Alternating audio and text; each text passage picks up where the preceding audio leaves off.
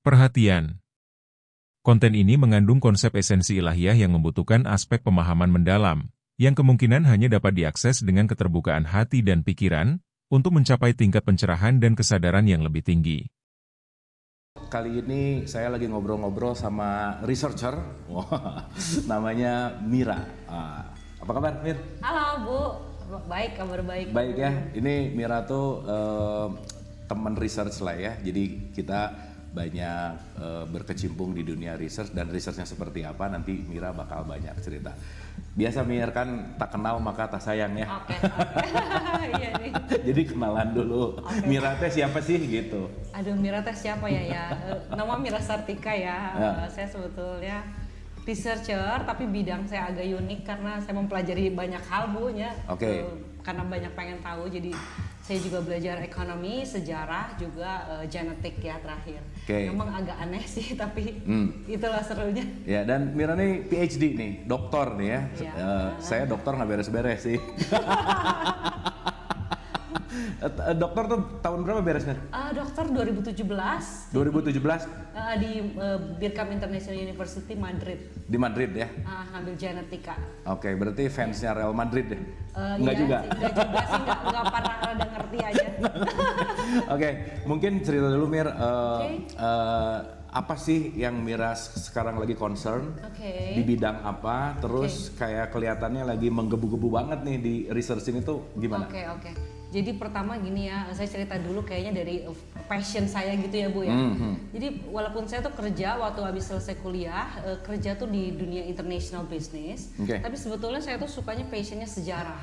Sejarah? Ya, So I love history dari sejak saya SD. Jadi dan pada saat saya bisa punya kesempatan, saya ngambil S2 Ancient History. Ancient History. Oh jadi S1 apa ya?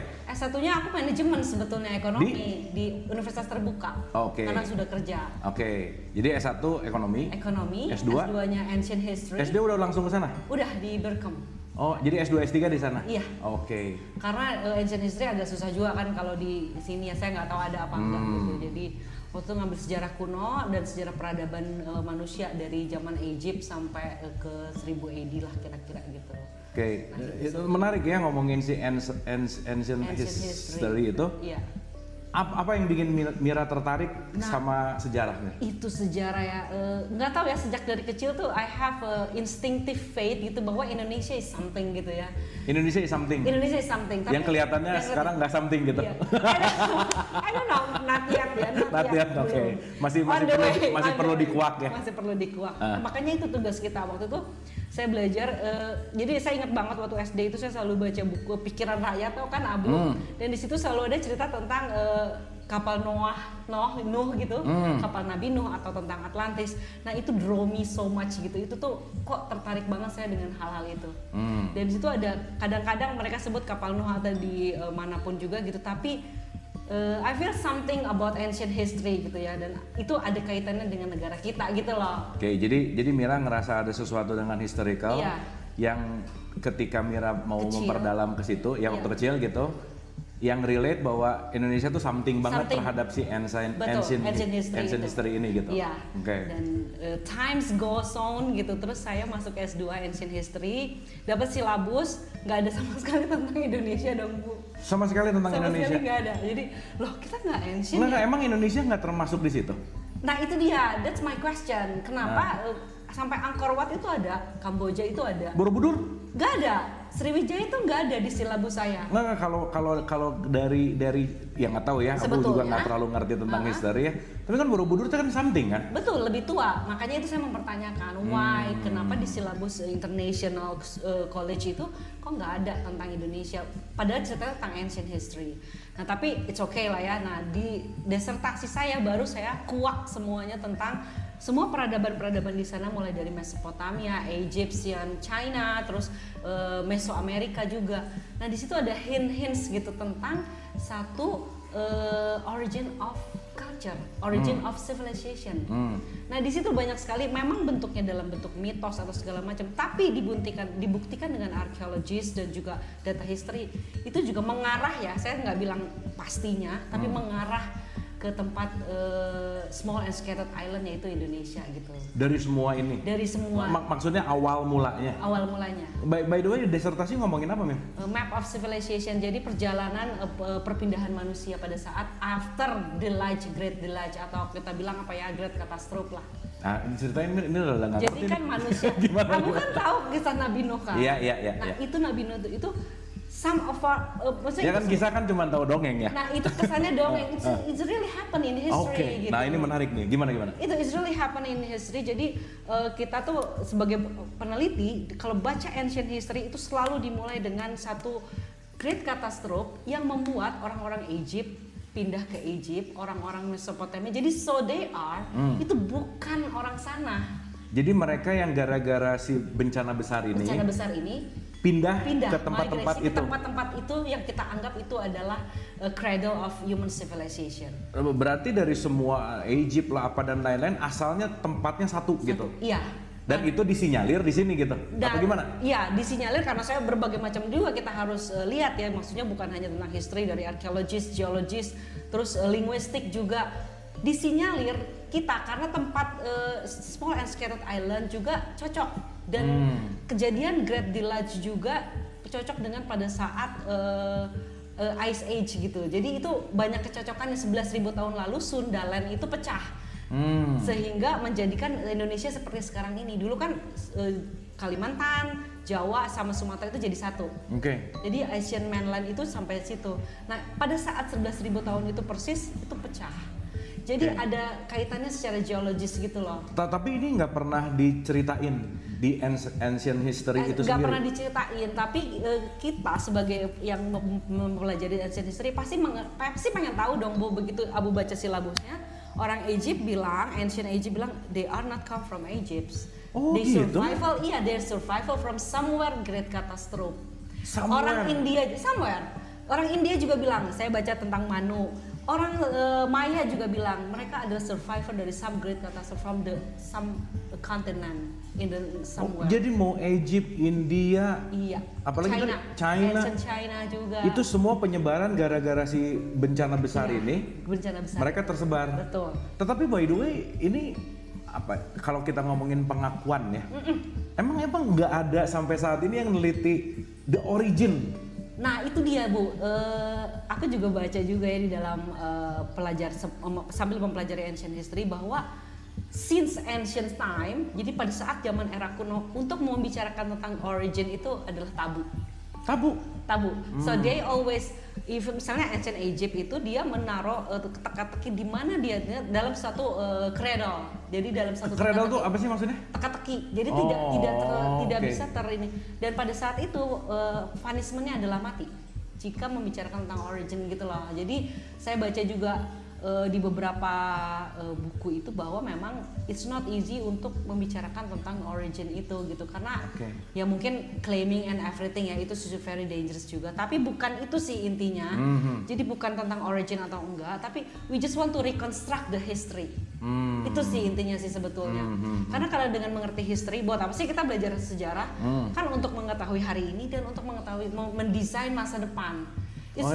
Untuk mengetahui hari ini dan mendesain masa depan. Gimana kaitannya? Ada kaitannya banget. Gimana? Jika kita tahu misalnya yang kesalahan kita pada saat rise and fall civilization, kita nggak bisa lagi yang mungkin sekarang Abu bilang bahwa kejatuhan peradaban di dunia itu yang saya pelajari, dia berasa kehilangnya soul dari civilization itu Bu. Jadi kehilangan akhlak, kehilangan moral itu. Nah itu adalah pelajaran yang bisa kita ambil dari masa lalu gitu loh. Makanya kalau Abu sekarang balik lagi untuk awakening awareness itu, ya itulah salah satu untuk membangun civilization yang baru gitu loh. Jadi Nah dalam perjalanan ini Mir, hal apa sih yang paling menarik di disertasinya Mira tentang si Map of Civilization? Map of Civilization adalah ya Indonesia is something. Jadi banyak sekali trail dan migration itu berawal dari sini. Ada beberapa itunya dan kita banyak sekali saling berkaitan sebetulnya dengan itu tuh di dalam budayanya.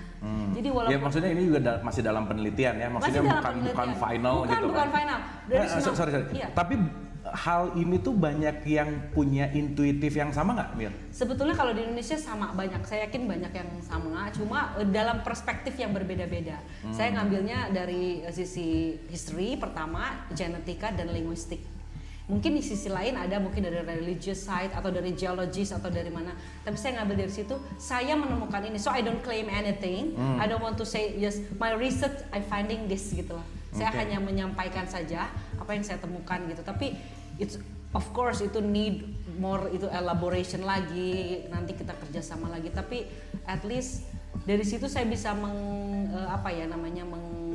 dan lagian juga Bu yang sebetulnya saya temukan itu bukan tentang the origin. I find it yang lebih menarik dan lebih fix gitu ya. Itu tentang root of culture. Jadi root of culture dari manusia itu sebetulnya hanya dua, environment. Root of culture-nya.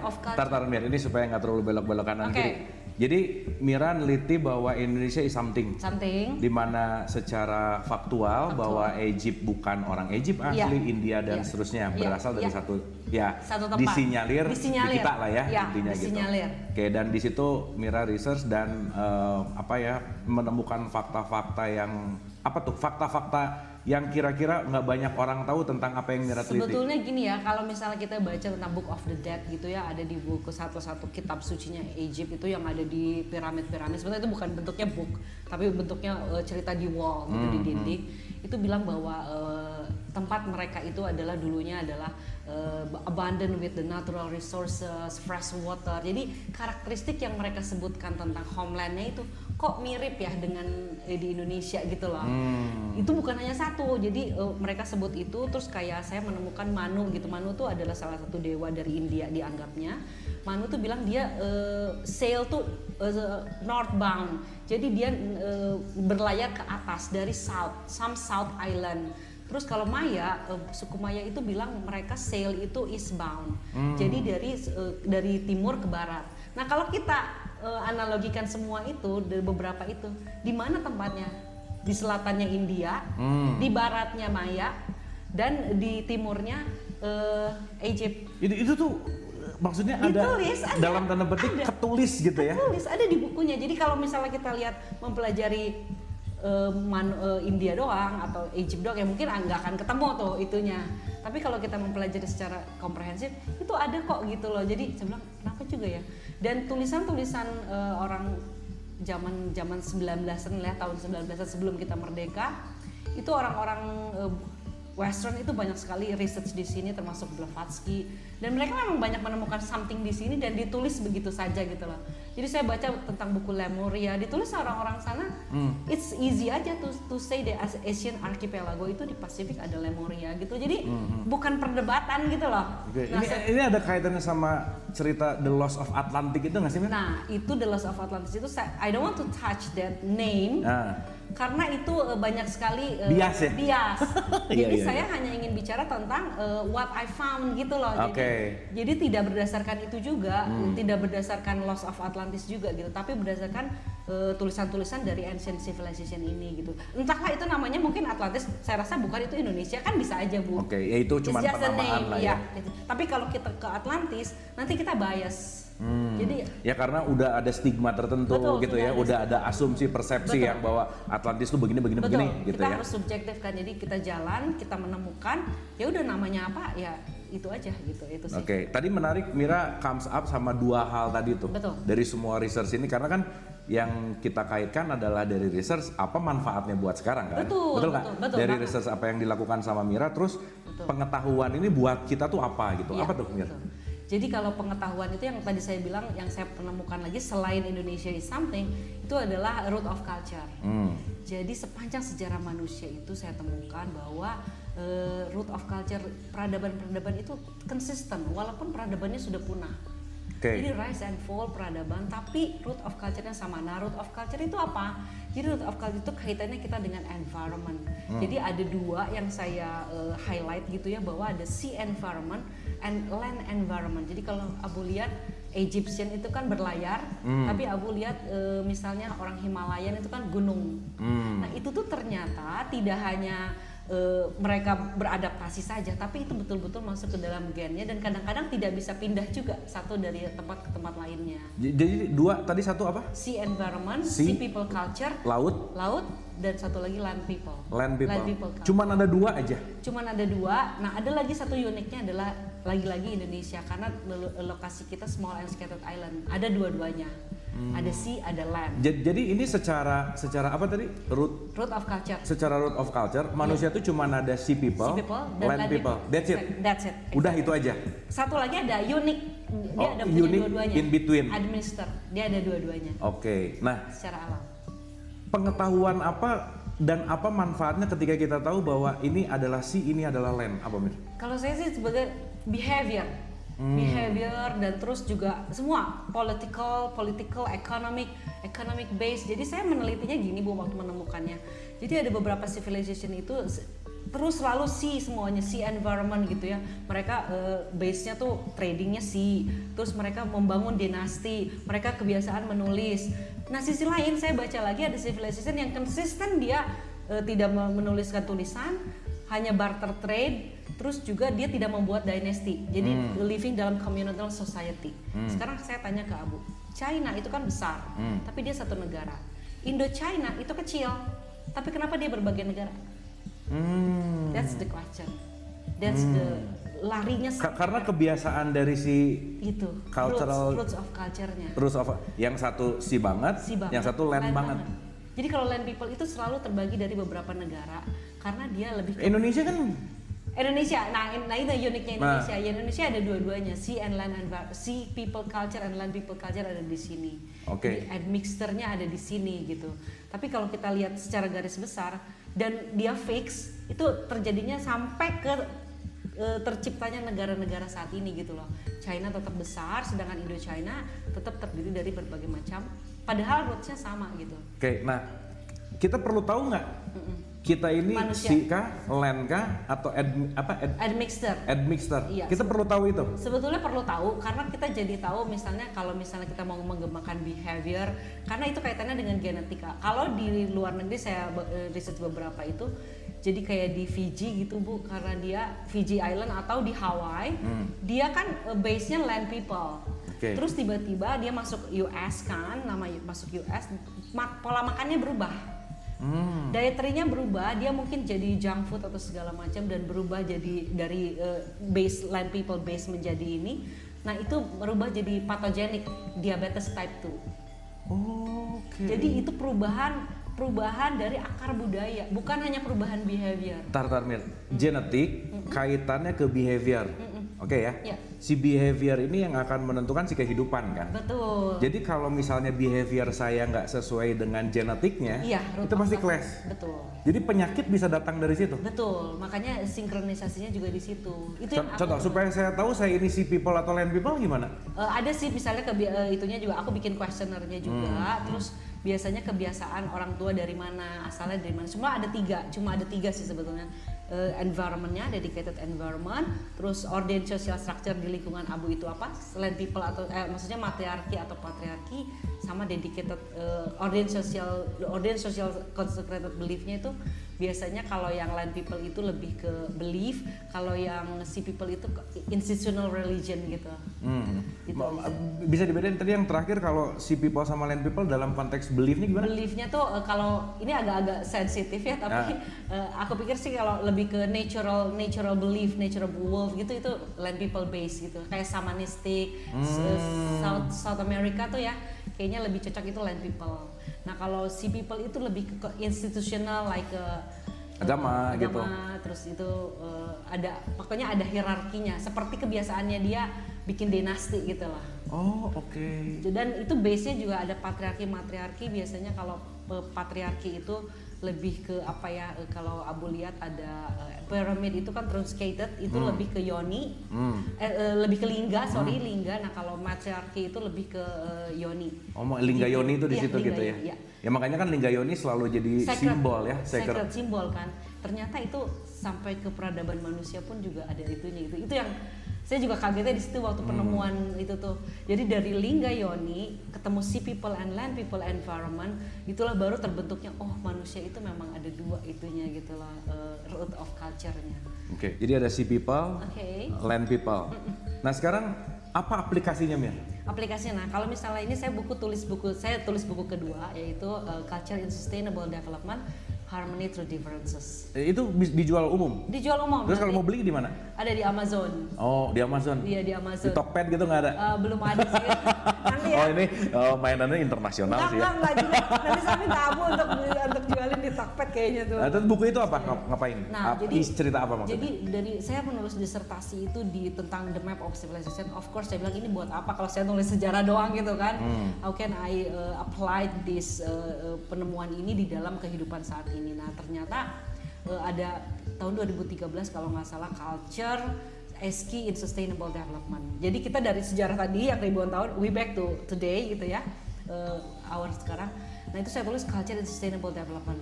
Nah ini dia nih, jadi culture itu yang tadi saya bilang root of culture. And culture becomes sustainable development berarti apa? Kita harus mengetahui lagi root kita supaya sustainable dalam melakukan pembangunan. Jadi maksudnya menempatkan mana yang sea, mana yang land gitu kan. Sesuai. Ya mungkin kalau ditarik pakai bahasa yang sekarang back to the passion kali ya. Exactly. Oke. Kalau orang-orang kan sekarang healing kemana, ke pantai atau ke laut. It's just like ke laut atau ke gunung. It's just like take it for granted gitu gunung sama laut, tapi it's really in our genetic, in our roots gitu gunung dan pantai itu. Dan makanya ada orang yang senang ke pantai tapi belum tentu senang ke gunung ya. Exactly. Oh gitu. As simple as that sebetulnya di dalam saya makanya suka lihat tuh ya healing ke gunung, tapi itu sebenarnya luar biasa panjangnya dari sejarah manusia antara gunung dan pantai. Kalau misalnya pas ya Abu sendiri nyadar gitu ya bahwa saya lebih senang ke gunung daripada ke pantai. I know. Iya kan? Yeah. Nah, apa manfaatnya tuh kalau misalnya saya senang ke gunung ataupun itu disebut land people? Iya. Apa impact ke genetiknya? Sinkronisasi. Jadi kayak kembali ke meditasi itu, makanya meditasi, Abang ngajak orang meditasi. Jangan semuanya orang juga diajak ke tempat yang sama. You have to ask them dulu. Oke. Nggak semua orang harus ke gunung ya? Nggak semua orang harus ke gunung. Menarik. Jadi itu juga bahaya. Kalau misalnya itu malah dia, aku nggak terima gitu loh. Aku kan pernah bikin itu Bu CG Cultural Genetic Box. Itu benar-benar bikin box yang membuat kita membuat environment, tapi kita replika dari satu environment di dalam box. Satu environment, satu sea environment. Orang suruh masuk ngerasa nyaman di mana gitu? Nangis semuanya Bu. Itu kita juga kaget, itu social experiments yang kita lakukan sama teman-teman Sanustra nih ya, saya itu betul-betul benar-benar land environment dan sea environment speak to themselves. Jadi setiap orang keluar masalahnya sendiri, keluar awarenessnya sendiri, nggak sama. Jadi makanya land nanti kalau Abu bikin meditasi itu harus tahu dia itunya kemana gitu lah, karena itu penting banget juga gitu. Oh gitu. Ya maksudnya ini menarik sih Mir. Maksudnya gini, kalau ngelihat dari sejarah pewahyuan, ya. Kan kalau kita dengar cerita para nabi rasul gitu ya, kita kaitin dikit ke situ, selalu mendapatkan wahyu tuh di gunung gitu. Di gunung, ya. Gitu. Itu ada kaitan nggak sih? Ya tergantung. Kalau nabinya land people ya mungkin selalu di gunung. Oh, oke. Dan Saudi Arabia. Terus bisa ngebedain mana land people, sea people dari apa sih? Ada kan trailnya. Makanya saya bikin map of civilization itu bikin trail dulu di manakah manusia land people, di manakah sea people itu. Bikin trailnya. Di buku pertama itu bikin trailnya dulu. Nah, jadi ada cultural mapping. Nah, terus kalau kita pengen tahu saya sea people, land people, secara simpel gimana? Secara simpel itu tadi 3, order social structure, itunya apa, Abu tinggalnya di mana, terus matriarki atau patriarki dan consecrated belief-nya gitu. Sebetulnya itu, tapi ada juga misalnya nanti saya bikin questionnaire sih sebetulnya tertentu untuk seseorang di mana itunya gitu. Oke, dengan mengetahui si cultural genetic ini kaitan ke DNA gitu ya? Iya. Terus kaitan sama Mira yang tadi bicara tentang kepembangunan berikutnya dan seterusnya, di mana tuh titik temunya? Nah ini memang agak kompleks ya what I've done itu juga. Jadi dari yang kedua dulu, buku kedua dulu, sustainable development. Oke, sekarang udah tahu kan, culture menjadi key dalam sustainable development. Berarti root of culture, every one of us itu harus tahu rootnya di mana supaya kita bisa harmonize sendiri gitu ya. Itu yang kedua. Nah buku yang ketiga adalah cultural genetic. Itu sebetulnya dia dibilang belum masterpiece, tapi itu one of my my doctoral thesis itu, my doctoral dissertation itu yang paling ini, cultural genetic. Dan si cultural genetic ini belum pernah ada yang nulis sebelumnya? Pernah ada yang menemukan cultural genetic di Amerika, tapi dia tidak melanjutkan. Terus, ya maksudnya ini salah satu pionir gitu, Mira tuh pionir ngomongin cultural genetic. Ya, salah satu pionir. Bisa dapat Nobel atau? Insya Allah Bu, itu cita-cita alhamdulillah. Bukan saya ini ya, tapi I think saya belajar cultural genetic bukan dari Western knowledge dan segala macam, tapi dari bibit bebet bobot. So local wisdom dari Indonesia jika dikembangkan di dalam science itu bisa menjadi jadi GIS dalam sains. Jadi sains itu ketemu ininya gitu loh.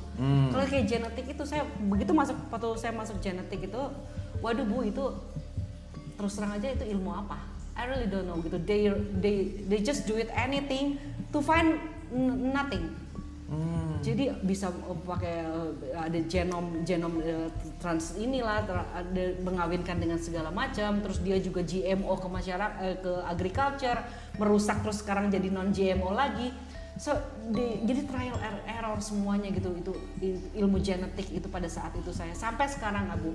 Jadi kemarin ada embryo editing sedang dalam etika di London kalau nggak salah. Kemarin saya ikut juga bulan Maret kemarin itunya conference-nya. Jadi embryo editing itu menurut Abu boleh nggak sih embryo di editing?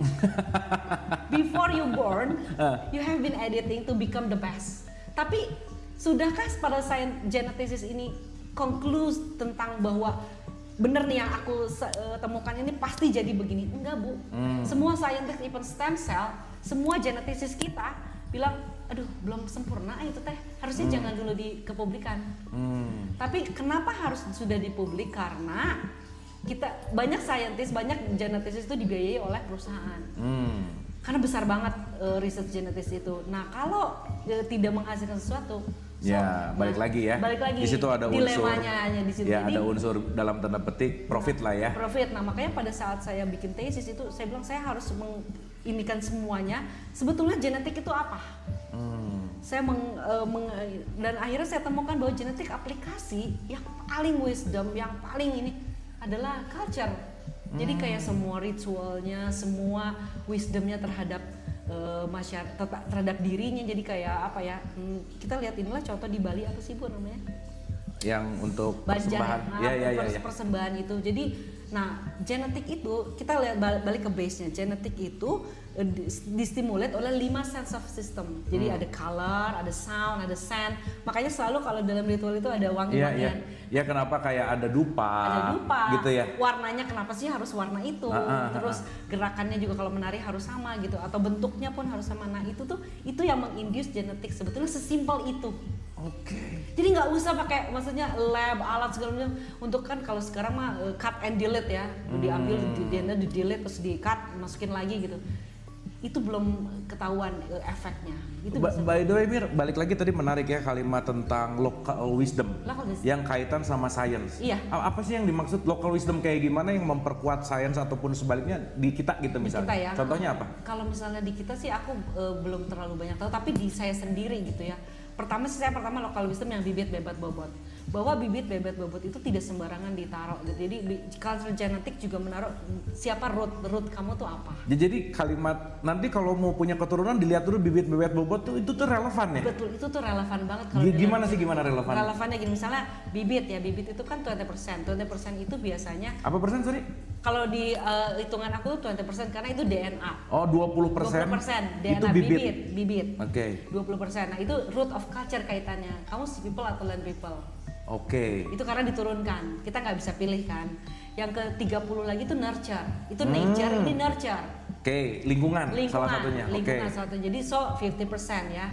Jadi itu bebetnya nurture, gimana kita di nurture itu makanya penting. Trauma segala macam itu di nurture. Yang 50% lagi itu bobot. Itu our motivation and behavior.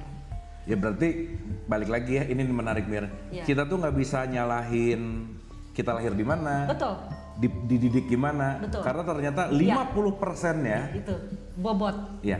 Dan ada lagi satu lagi Bu.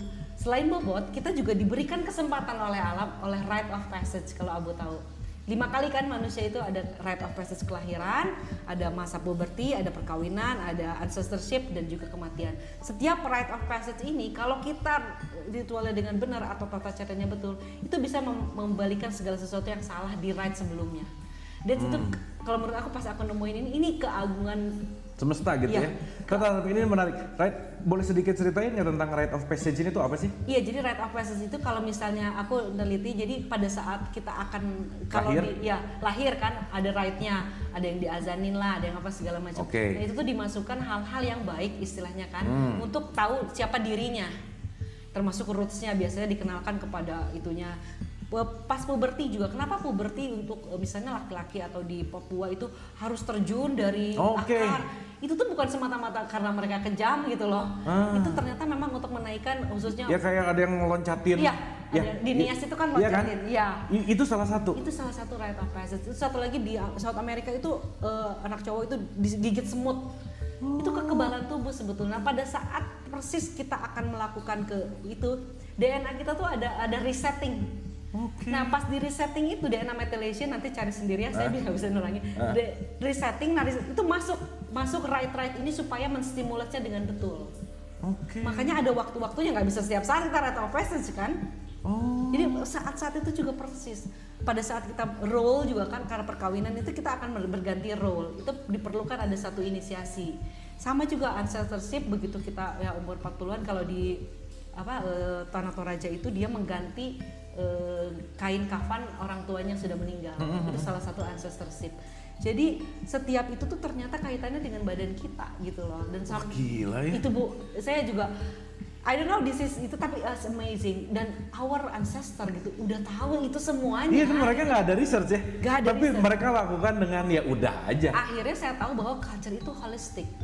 Jadi tidak akan dipisah-pisahkan, ini adalah genetika, ini sejarah, ini sosial, ini budaya. No, we live as a whole and we should do as a whole juga. Nggak ada subdisiplin. Subdisiplin ini yang membuat kita terpecah-pecah sehingga seolah-olah kita menemukan yang baru gitu. Padahal enggak gitu. Enggak. Wah ini gila sih Mir, maksudnya gini. Ya kalau kita ngomongin tentang universe wisdom, ya kan? Universe wisdom itu kan nggak berbentuk tulisan gitu kan? Betul. Dia berbentuknya ya konteksnya jadi tulisan, itu kan panjang lah ceritanya. Artinya kalau mau dikaitkan, kenapa sih leluhur-leluhur kita menerima pesan semesta ini sampai akhirnya jadi culture, jadi ritual. Ini kan ada meaningnya. Betul. Nyampe ke kita sekarang, kita jadi olahraga doang gitu Mir. Iya betul. Bener nggak? Betul. Yang nggak tahu ini ternyata kaitannya kenapa harus beginilah kaitannya. Dan yang menarik pelajaran sekarang adalah itu kaitannya ke tubuh kita gitu. Kita semuanya ke genetik kita juga. Exactly. Ke genetik kita. Nah sekarang kalau terlanjur nggak ngerti gini-gini Mir, how come? Oh nggak apa-apa juga, maksudnya dalam arti sekarang hanya kita punya kesadaran. Jadi yang saya tahu akhirnya di ujung sekali dari culture genetik cuma satu sih Bu, niat, ucap, gerak. That's apa yang melakukan itu akan bicara sendiri kepada our genome. Niat yang sama, ucap yang sama, gerak yang sama. Itu kaitan sama genom tuh gimana Mir? Di RNA ya. Jadi kalau kita niat itu wah ini pusing lagi. Saya nggak akan begitu. Pokoknya niat, ucap, gerak. Nggak. Itu ada DNA, ada RNA. Ada DNA. Nah itu dulu Mir, ceritain dulu dikit. Nah kalau DNA itu yang saya bilang 20% tadi Bu, yang dia diturunkan dari orang tua kita. 20% DNA diturunkan. Siapapun itu. Jadi itu kita nggak bisa itu DNA. Nah kalau RNA sebetulnya kalau Abu lihat ya, kalau makanya genetik tuh orang tuh suka ramai tentang DNA gitu. Sebenarnya DNA itu kalau secara gennya itu ya, junk DNA di dalam tubuh kita Bu lebih dari 90%. Junk DNA. Berarti itu RNA. Yang junk itu RNA. Junk itu RNA. Maksudnya junk di sini tuh yang nggak kepake. Saintis bilangnya tuh junk gitu karena mereka belum bisa mengejawantahkan apa sih itu gitu. Jadi yang cuma diteliti yang rame-rame itu it's less than 10% dari our DNA. Jadi RNA tuh lebih besar. RNA tuh sebetulnya bukan lebih besar, dinamis. Dia sangat berinteraksi dengan lingkungan. Berinteraksi dengan lingkungan. Even DNA pun bagaimana dia mentranskrip dan mereplikasi itu ada bantuan RNA juga. Ya maksudnya Abu juga pernah baca si Bruce Lipton pernah ngomong bahwa ya kalau genetiknya seperti itu, kita punya kesempatan untuk remaking. Betul. Iya kan? Iya. Jadi nggak bisa nyalahin ya udah genetiknya gini, nggak bisa kan? Tidak bisa, nggak bisa. Makanya itu kan nggak bisa. Jadi sebetulnya memang selalu ada gitu. Nah itu yang itu. Jadi DNA RNA tadi itu. Nah kalau yang kaitannya kepada itu ucap gerak tadi. Jadi culture genetik walaupun nggak tahu apapun juga, ternyata pelajaran moral dan itu terhadap diri kita gitu. Ucap, niat, ucap, gerak itu harus sama. Itu mensinkronize diri kita sendiri. Dan yang kata Abu itu loh. Niat, ucap, gerak. Ini edan pisan sih. Nah Maksudnya semua gini. juga kan itu. Ya maksudnya Abu dapat pelajaran ini nggak lewat sini ya? Exactly. Nggak lewat Nggak, ngomongin genetik lah, Iya. ini mah udahlah Iya. ya. Nggak, tapi Abu dapat pelajaran antara niat, ucap, gerak justru dalam konteks in terms of spirituality effect gitu. Exactly. Esensinya ada di situ. As spiritual as itu genetik itu sebetulnya. Oke. Aku pas nemuin genetik itu sebetul seperti yang apa ya? Itu emang spiritual journey juga pada saat aku mempelajari genetik. Jadi kalau ngomongin niat, ucap, gerak sebenarnya sangat scientific banget dong. Sangat scientific banget. Ya maksudnya bisa dibuktikan Betul. dengan bahwa ucapan seseorang, niat dan gerak ketika menyatu. Ya kan pernah ada satu statement apa ya? Kalau kamu mau menggerakkan gunung, ketiga ini sinkron, gunung akan gerak dalam tanda petik gitu ya, dalam tanda petik. Artinya kita bisa jadi apa aja kalau ketiga ini dalam satu area, dalam satu ya istilahnya sinkron. Gitu Iya, kan? betul. Makanya kata Abu kan apa kalau kita nggak tahu semua ini genetik? Ya udah itu aja. Niat, ucap, gerak itu sama. Nah sekarang mungkin ditambah, oh ucapnya apa, geraknya apa. Sekarang geraknya udah tahu nih, oh aku misalnya base-nya apa gitu. Jadi dari semua penelitian ini, Iya. esensi cuma ada tiga. Emang. Niat, Ucap, gerak. ucap, Itu genetik, edan sih, men. social, and environment. Sorry, genetik, sosial. Jadi genetik itu kita sendiri, Oke. individual, within, sosial, juga ke manusia kan, mana ada orang suka bohong kan. Satu lagi universe, environment. Makanya kan kayak kamu berlaku saja, nanti universe yang akan menjawab. Itu tuh RNA Abu mainnya. Karena di alam ini banyak RNA. Niat itu RNA. RNA itu apa sih bentuknya? Ribonucleic acid itu sebetulnya molekul, Oh, oke. molekul yang ada di dalam sel, di mitokondria, di semua sel kita ada, gitu ya. Tapi itu yang berinteraksi dan mempunyai apa ya vibration terhadap alam ini. Karena di alam juga ada RNA semua. Iya maksudnya gini Mir, betapa kita nggak terlalu kenal diri gitu ya. Bener nggak sih Mir? Betul. Maka kenapa sih selalu diawali dalam know thyself, kenalilah. Iya. Konteksnya bahwa ini salah satu pembawaan kita untuk mengenal diri tentang ya mungkin ini dibuka dari sisi sains gitu Betul. misalnya. Pun ketika tadi bicara si ancestor kita yang mungkin nggak melalui penelitian, Betul. mungkin tidak melalui dalam tanda petik buku pengetahuan apa, Iya. tapi dia nge-build sesuatu construction entah itu ritual, Iya. tapi ternyata relate. Betul. How come Mir? Nah itulah makanya saat ini kita balik ke culture dengan culture and sustainable development itu berarti manusia, UNESCO, PBB semuanya menyadari bahwa culture itu yang bukan diciptakan atau ditemukan oleh nenek moyang kita itu yang terbaik, itu yang meng-create karena holistik aja sih Bu. Ya cara gini berpikirnya. kan sekarang kalau kita sedikit ngomongin clash antara sains sama spiritual misalnya, Ya oke. antara sains sama religion Iya misalnya, iya. itu kan bahwa yang satu terlalu intelektual, Aktual, sementara yang satu mungkin berbicara intelijen, betul. ya kan? Ah, Di mana satu sisi bahwa semuanya harus based on logic. Iya, kalau benar. Padahal Einstein tuh bilang bahwa ada intuitive mind, Iya. ya kan? Iya, betul. Bahwa intuitive mind ini sebagai master gitu. Betul. Bahwa ya balik lagi ya si pikiran ini juga harusnya jadi slave gitu. Iya. Nah, berarti intuitif inilah yang ketika dia terkoneksi sama semesta, dia bisa membuat satu sistem yang universal banget gitu Iya, maksudnya? iya, exactly. Gitu. Oke. Jadi kan aku suka tahu kalau misalnya ini agama tanpa ilmu, Ya. ilmu tanpa agama itu betul sekali. Oke. Nggak bisa satu-satu. Oke. Ya saya banyak ya lihat ya sama profesor atau apa yang benar-benar cuma satu jalan itu nggak nemu holistiknya Bu. Kita bersyukur ya kita masih di Indonesia dan kita terbiasa. Ya, ketimurannya lah ya, Ketimurannya dalam kita tanda petik. kuat dan nenek moyang. Jadi kita bisa menggrabs gitu ya bahwa ada culture, ini ada culture, ini ada genetik. Kita bisa menyatukannya minimal at least in my case gitu ya. Saya pengen sih teman-teman yang lain saya bilang masih banyak Bu ilmu-ilmu yang harus diisi oleh ketimuran kita di multidisciplinary science doang. Itu masih banyak. Kimia, fisika, astrologi, astronomi. Coba isi dengan local wisdom kita.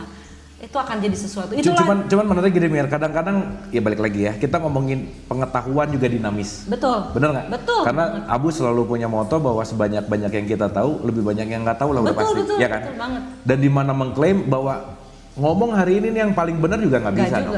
Ya makanya suka keluar jadi kada pseudoscience lah, Iya, ya kan? betul. Dan seterusnya gitu. Betul. Padahal kan banyak banget kemungkinan berarti kan? Banyak banget kemungkinan. Makanya dari banyaknya kemungkinan, ilmu itu kan kayak infinite ya. Science tuh infinite. Saya juga almost collapse gitu ya gara-gara suka banget, terlalu suka dengan infinity itu gitu. Jadi kadang-kadang agak-agak tidak menapak ke bumi gitu sampai ketemu abu gitu. Dan memang perlu kali ya? Iya. Ya maksudnya yang kiri-kiri banget, kanan-kanan banget di pertengahan gitu ya? Perlu banget. Itu bahaya juga. Science is not, pengalaman saya sendiri, science is not easy as is that. Kalau kita udah main di mind saja, itu we can go nowhere gitu. Itu bahaya juga sih. Jadi, nah ini yang ngomong researcher nih ya, bahwa main aja juga nggak balance nggak balance, itu bahaya. Ya itu kan your experience kan? Ya kan maksudnya bukan teori, bukan. Yang Mira sehari-hari melakukan research dan seterusnya yang hanya mengandalkan mind.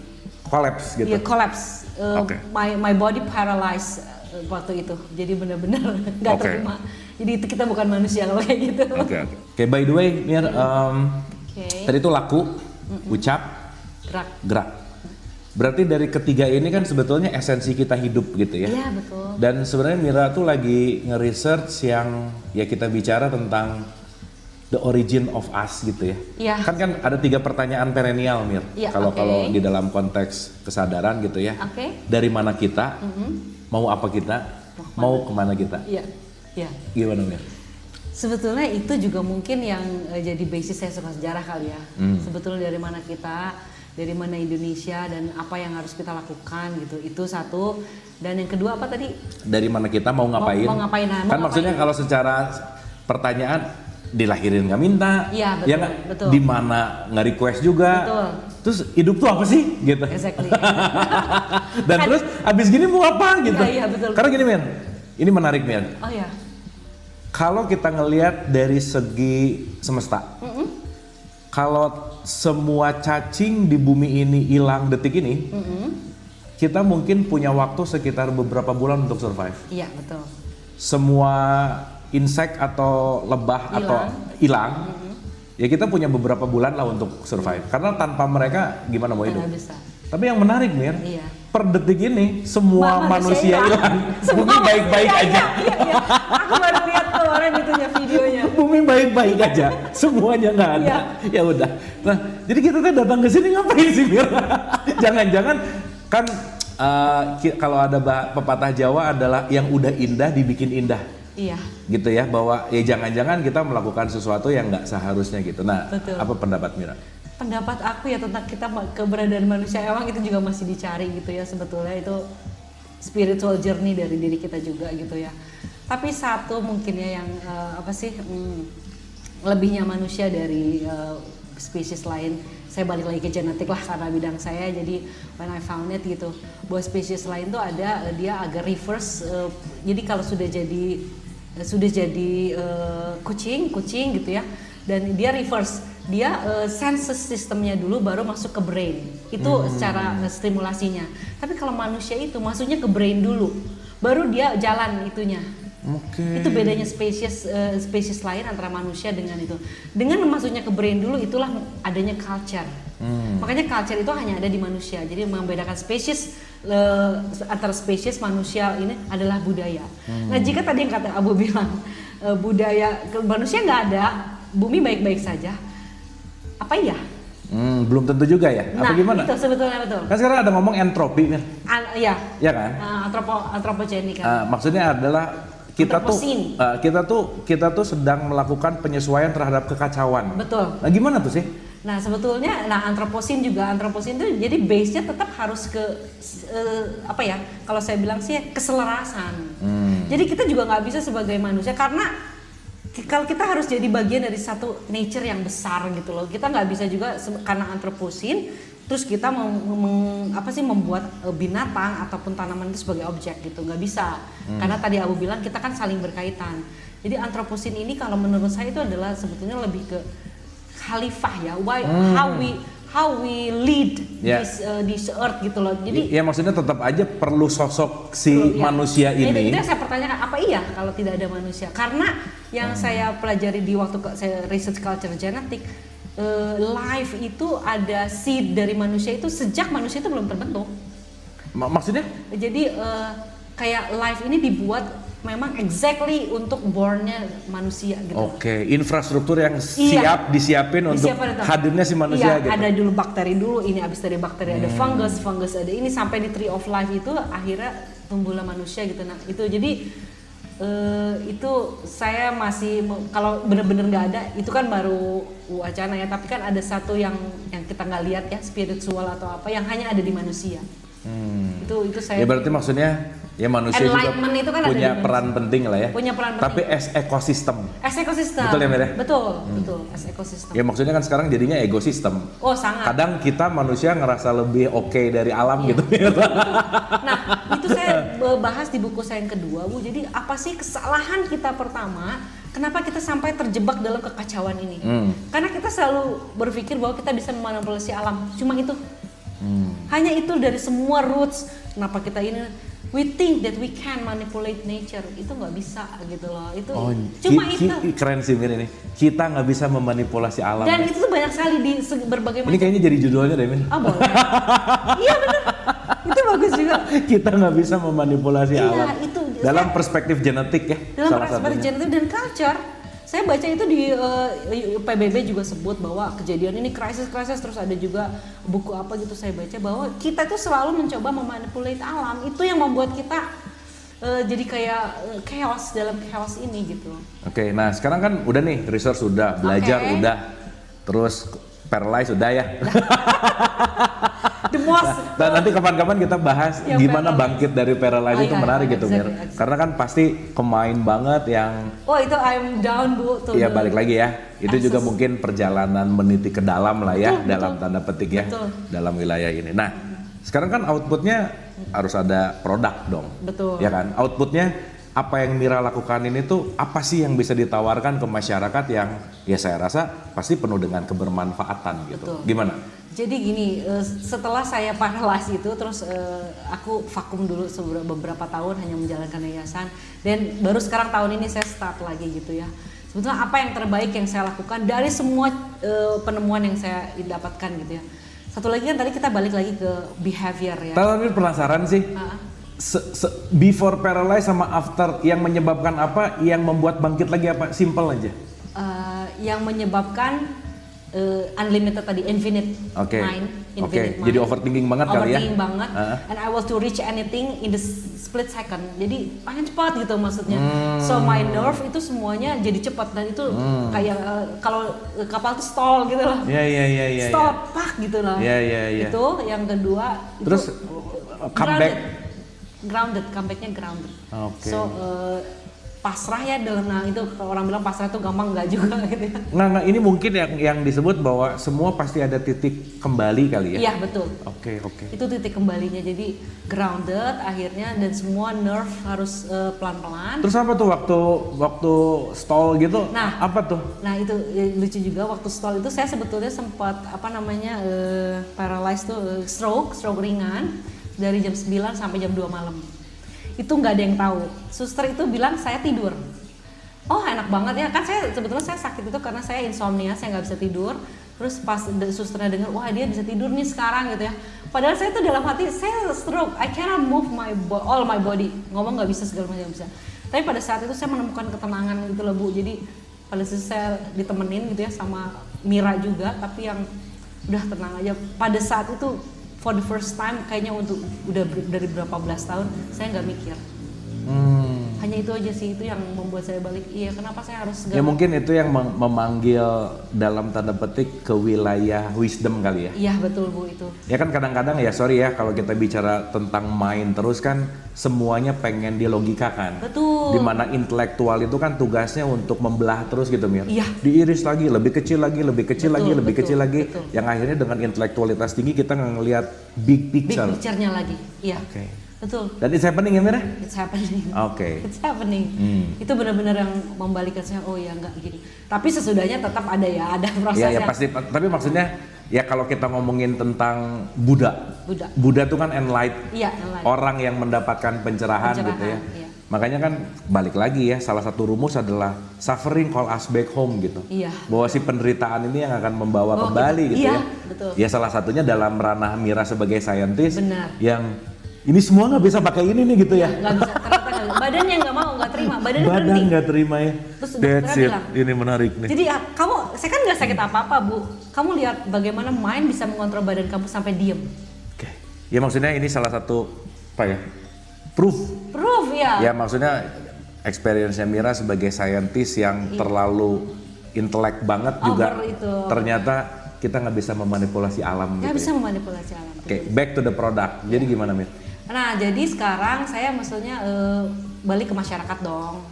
Melihat situasi juga apa yang terjadi, dan saya sedih banget juga banyak gulanisasi gitu ya di masyarakat anak-anak, sedangkan gula itu kan juga nggak bagus buat sejak zaman dari cultural genetik. Jadi kalau misalnya kita lihat dari metabolic itu semuanya itu sudah mengandung gula kan makanan kita, jadi nggak perlu lagi ada tambahan sugar. Nah tapi di masyarakat saat ini itu saya concern banget gitu ya, dari keponakan saya semuanya sudah mengkonsumsi gula. Itu is just like apa ya, udah kayak di mana-mana ada gitu loh Bu itu. Nah saya kebetulan bertemu dengan mentor saya itu apoteker di sini, terus juga beliau memang fokus terhadap health supplement gitu ya. Saya pikir ini bisa kita gabung dengan my vision tentang manusia yang sehat, dan tadi niat ucap gerak, jika tidak ditopang dengan badan yang sehat itu juga nggak bisa gitu loh. Jadi cultural, saya balik lagi research.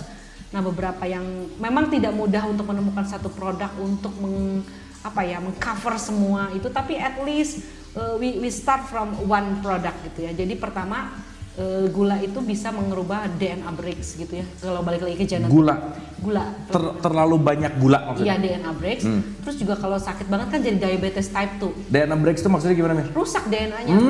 Jadi seperti corrosion gitu loh. Kalau misalnya itu corrosion. Nah, yang kemarin baru diketahui kan yang aspartam di diet itu ya, diet something lah ya.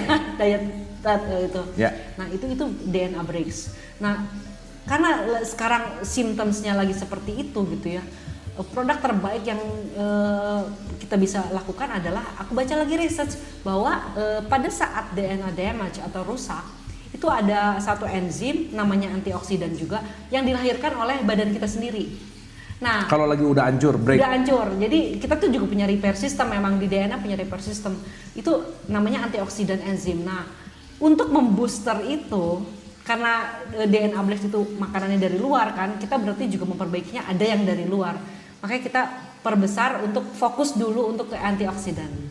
Oke. Jadi produk outcome-nya adalah sebuah antioksidan. Antioksidan drink dulu gitu. Jadi itu yang kita harap dapat membantu mereduce ya semua yang sudah terlampau di market gitu loh. Itu dari sisi it's a small thing gitu ya. Ini mungkin antioksidan juga semua orang juga sudah tahu gitu ya bagaimana ininya, tapi tidak pernah di-amplified. Oke. Dan ini mungkin campaign juga untuk mengingatkan kita semua jangan terlalu banyak mengkonsumsi gula gitu ya. Iya, khususnya ya dengan kita kalau beli apa-apa lihat juga ingredients-nya gitu ya. Jangan dikit-dikit minum apa dan lain-lain manis. Betul. Ternyata itu bisa merusak DNA breaks. breaks. Iya, jadi itu yang sebenarnya simpel banget. Dari hal itu kita perbaiki dengan antioksidan. Udah itu aja gitu. Jadi dan memang semua orang sudah tahu tapi nggak di-amplified.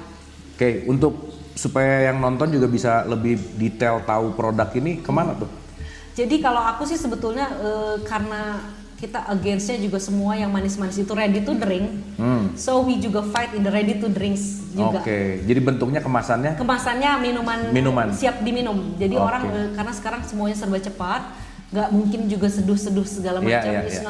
It's not efficient. Jadi kita buat RTD yang ready to drink juga. Informasinya apakah ada website, Instagram atau apa? Mungkin ada ada nanti saya kasih websitenya dan Instagramnya. Nanti ada beberapa video promotionnya juga untuk ini. Karena ini kita basisnya research, jadi pelan-pelan sekali kita untuk mengeluarkan produknya juga gitu. Oke, tapi udah ada di masyarakat? Udah dari masyarakat, beberapa sih, nggak banyak. IG-nya gitu nggak ada? Belum? Belum, kita bukan base itu sih, karena base-nya researcher, jadi kita internal dulu, makanya tadi saya kasih ke Abu untuk kalangan Ya, sendiri dulu. jadi ini masih rahasia. Jadi tidak semudah itu kalau kita bukan ini, jadi kalau riset produk tuh emang nggak harus langsung dikasih ke masyarakat Oke. gitu. Jadi Thank you Mir, thank you. Apa, Ini Bu? banyak banget insight. Terakhir terakhir apa? Mir, 2 pertanyaan terakhir yang biasa saya tanyain ke narasumber. Oke. Oke, yang pertama dulu, apa makna hidup? Life dalam beberapa simple, Mira memaknai what is life gitu. Apa itu hidup? Life is Pusingnya ditanya gitu ya? Nggak, necessary aja. Saya cuma bilang life is necessary. Life is necessary, oke. Necessary-nya apa itu only God knows. Hmm, Our life, your life, and everybody's life is necessary. oke. Terus, Aku jadi sedih. Pasti very deep in my heart itu life is necessary. ya oke. Itu kan pasti ya, necessary itu banyak meaning gitu ya. So, wisdom things yang bisa Mira ceritain dari semua perjalanan ini untuk kita bisa pesan dibawa pulang lah ya. The message yang kita bisa renungkan, yang bisa kita kontemplasikan, ya saya rasa akan bermanfaat untuk kita semua. Silakan. There is no worse and good. It's all necessary. Oke. Nggak ada baik dan buruk, semuanya necessary. Oke. Necessary gimana ya ngebahasain necessary ya? Semuanya Perlu, dibutuhkan. penting, dibutuhkan gitu ya. Semuanya dibutuhkan. Semuanya disediakan. Oke. Jadi memang kalau kadang-kadang kita this is worse, this is good. Kadang-kadang abis good terus kita worse, and we just caught up in those siklus gitu. Padahal kalau kita bilang itu necessary, ya udah kita pada worse, okay, this is worse. Karena kehidupan itu kan sebetulnya absolut ya. Yes. Nggak pernah kalau absolut tuh ya. Ya. Ini menarik gitu ya, kalimat necessary ini keluar dari scientist yang entah Mira belajar Vedanta atau enggak gitu ya, tapi Vedanta tuh bilang non duality gitu. Dari non duality gitu. Exactly. Dan di situ dikatakan tentang the direct path gitu. Jadi puncak dari semua kesadaran adalah udah nggak ada dualitas. Gitu. Exactly. Gue jadi sedih karena itu, untuk menemukan itu, Bu. Iya.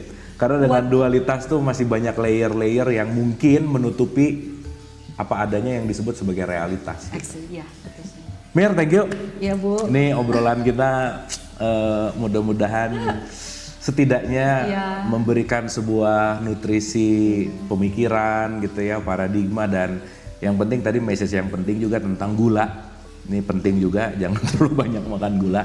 Ternyata gula bisa DNA breaks ya. Iya. Dan itu juga penting untuk kita sadari bahwa yaudah ini sebagai temple kita, sebagai kendaraan Sacred, kita, sacred banget. Jadi mudah-mudahan kita bisa lebih menghargai si sacred ini dan enjoy the life.